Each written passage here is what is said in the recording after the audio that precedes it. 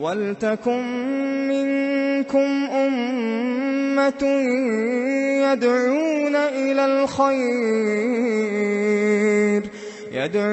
إِلَى الْخَيْرِ وَيَأْمُرُونَ بِالْمَعْرُوفِ وَيَنْهَوْنَ عَنِ الْمُنكَرِ وَأُولَئِكَ هُمُ الْمُفْلِحُونَ۔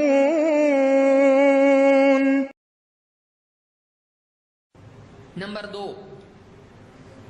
حدیثوں میں روزے کے اعتبار سے یا قیام اللیل کے اعتبار سے ایک خاص لفظ آیا ہے، ایماناً و احتساباً۔ اس کے کیا معنی ہے؟ اللہ کے نبی صلی اللہ علیہ وسلم فرماتے ہیں من صام رمضان ایماناً و احتساباً غفر له ما تقدم من ذنبه، جو ایمان اور احتساب کے ساتھ روزے رکھے، جو ایمان اور احتساب کے ساتھ روزے رکھے رمضان کے، اس کے پچھلے سارے گناہ معاف ہو جاتے ہیں۔ اس کو بخاری مسلم نے روایت کیا ہے۔ اسی طرح سے بخاری اور مسلم ہی کی روایت میں ہے،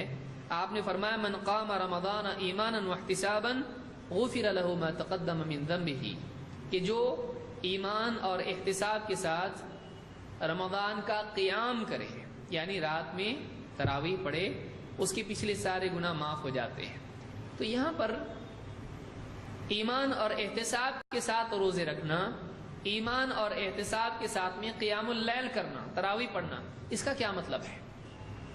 علماء نے اس کا مطلب یہ بتایا کہ اس میں 2 باتیں حافظ ابن حجر نے فتح الباری میں بات ذکر کی اس حدیث کے ضمن میں۔ ایمان کے ساتھ کا مطلب یہ ہے کہ ایک آدمی جو ثواب اور اجر اللہ تعالیٰ نے اس نیکی پر رکھا ہے، اس پر یقین کے ساتھ روزے رکھے، یقین کے ساتھ تراویح پڑھے، اللہ کی طرف سے بتائے ہوئے اجر پر یقین ہونا، شک میں نہیں ہونا ملتا کہ نہیں کیا معلوم، واقعی وعدہ سچا ہے کہ نہیں معلوم نہیں، یقین ہو کہ اللہ ضرور دے گا، اگر میں ایسا کروں گا اللہ دے گا، اس یقین کے ساتھ میں آدمی عمل کرے۔ اور احتساباً، جب یقین ہے کہ اللہ دے گا تو اس کی طلب بھی اندر ہونا چاہیے،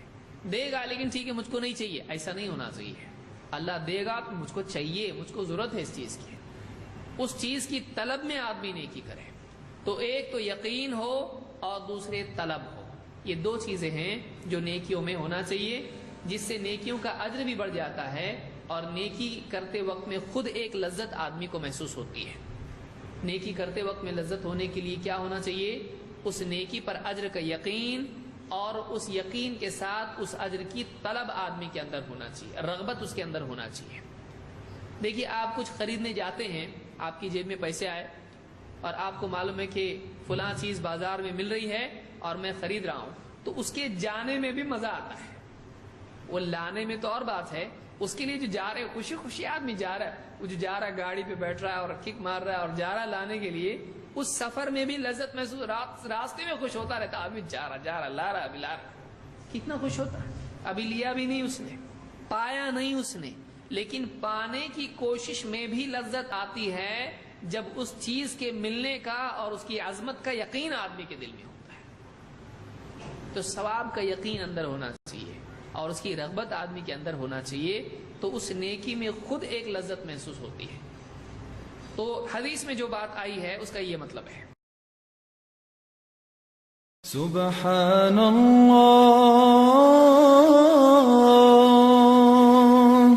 والحمد للہ ولا الہ الا اللہ واللہ اکبر۔ سبحان اللہ والحمد للہ ولا